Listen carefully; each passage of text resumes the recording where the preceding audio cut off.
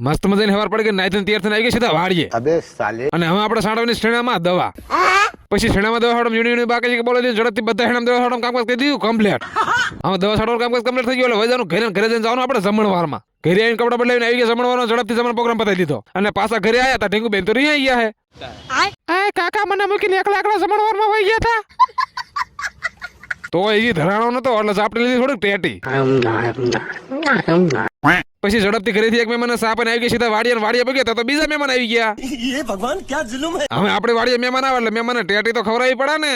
વાહ ફુવા વાહ, દાંત વગર ભારે ટેટી સાવો હો. अपना काम करना।